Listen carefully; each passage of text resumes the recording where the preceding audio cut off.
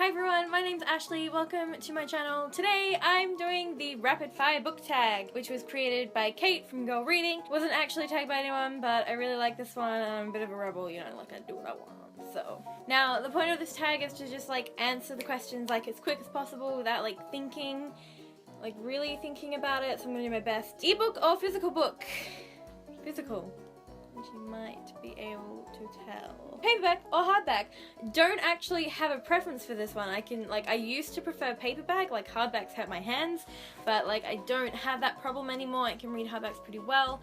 For the most part it's paperbacks because they tend to be cheaper, but like GirlReading books up here, I wanted them in hardbacks because the Australian paperback covers were terrible. So they're in hardback, online or in-store shopping. I do like a good trip to the bookstore, but I do most of my book shopping online because that way I can pick the editions that I want, and it also tends to be cheaper than in-store. Trilogies or series, and I'm gonna do a cop-out answer and say just as long as it needs to be. Like, I would be fine with a trilogy if it was finished. I would be fine with a series if a trilogy wasn't enough. Heroes or villains? I'm a fan of a good villain.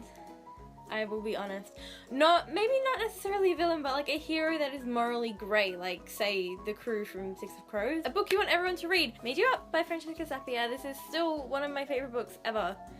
So, recommend an underrated book.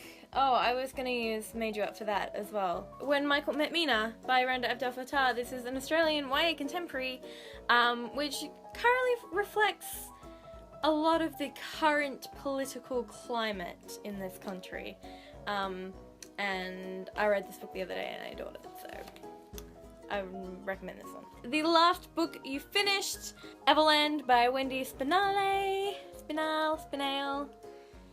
Sorry. And the last book that you bought, there are a couple of these. There is books 3 and 4 in the Camp Confidential series by someone, author's name down here. And Does My Head Look Big in This by Randa Abdel Fattah. Weirdest thing you've ever used as a bookmark?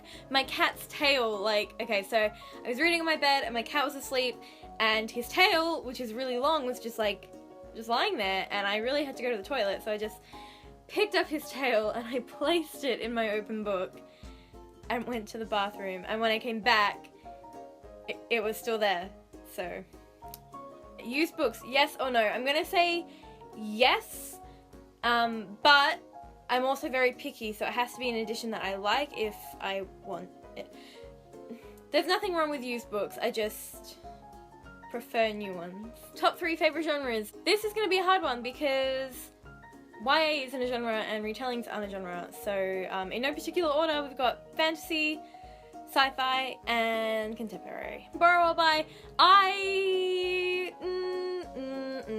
My libraries are terrible, as an aside, so I think if it's a book that I'm interested in reading but not necessarily sure if I'll like, or it's gotten like mixed reviews, I will borrow it if I have that opportunity. Otherwise, I like to buy my books, as you can tell. Characters or plot? I love myself a good plot, but if the characters are terrible, that plot's gonna be doing nothing, so I gotta go with the characters. Long or short chapters?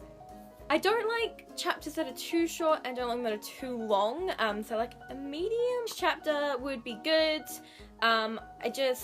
I like to finish reading at the end of a chapter, and if I'm getting bored, I want that chapter to be finished really, really soon. Long or short books? I don't like terribly short books. I'm gonna say as long as it needs to be, as long as I'm enjoying it. But if I'm really enjoying it and it's really short, I'm gonna be really mad. So, name the first 3 books that you think of. I'm thinking of The Raven Boys by Maggie Stiefvater, The Silkworm by Robert Galbraith, and Never Always Sometimes by Addie Olstead. And yes, I did just spot all 3 of those books around my room somewhere. Books that make you laugh or cry? I'm gonna say both, but if it was one or the other, I would say a book that makes me cry, because I do like a good cry.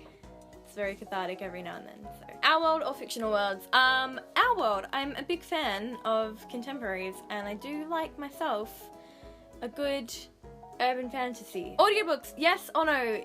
Yes, but I'm very picky when it comes to my audiobooks. I'll listen to a sample and I'll have to really, really enjoy it before I use my Audible credit for it, so. Do you ever judge a book by its cover? Yes. And then I'm either thoroughly surprised or thoroughly disappointed. Book to movie or book to TV? Both. Book to movie would be good for like a standalone. Book to TV would be best for a series. Any series would probably be good as a TV show because it's got that forward momentum of more stories. You know what I'm talking about. And then you can like add more in and it's just, yeah. An adaptation you preferred to its book? There are a few. Stardust by Neil Gaiman is the first one that comes to mind, although I do really like the book. If I was supposed to be reading the book and seeing the movie, it'd be seeing the movie. Series or standalones? This is a hard one. I actually like both. Sometimes I'll be in a series mood, sometimes I'll be in a standalone mood. I guess standalones, there's no like waiting for the next book, so standalones.